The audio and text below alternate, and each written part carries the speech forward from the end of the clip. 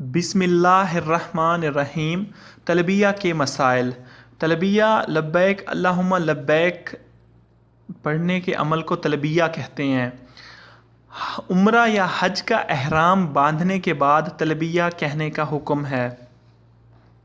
تلبیہ کہنے کی فضیلت یہ ہے کہ حضرت سہل بن سعدی رضی اللہ عنہ سے روایت کرتے ہیں کہ رسول اللہ صلی اللہ علیہ وآلہ وسلم نے فرمایا، جب کوئی تلبیہ کہنے والا تلبیہ کہتا ہے تو اس کے دائیں اور بائیں زمین کے آخری کناروں تک تمام پتھر، درخت اور کنکر بھی لبیک پکارتے ہیں، جس کا ثواب تلبیہ کہنے والے کو ملتا ہے۔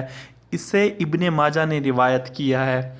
تلبیہ کے الفاظ جو سنت سے ثابت ہیں: لبیک اللہم لبیک، لبیک لا شریک لک لبیک، ان الحمد والنعمت لک والملک لا شریک۔ بلند آواز سے تلبیہ کہنا حج کے اجر و ثواب میں اضافے کا باعث ہے۔ صرف مردوں کو بلند آواز سے تلبیہ کہنا چاہیے، عورتوں کو بلند آواز سے تلبیہ نہیں کہنا چاہیے، بلکہ صرف اتنی آواز سے جسے وہ خود سن سکیں۔ عمرہ میں طواف شروع کرنے سے پہلے تلبیہ کہنا بند کر دینا چاہیے۔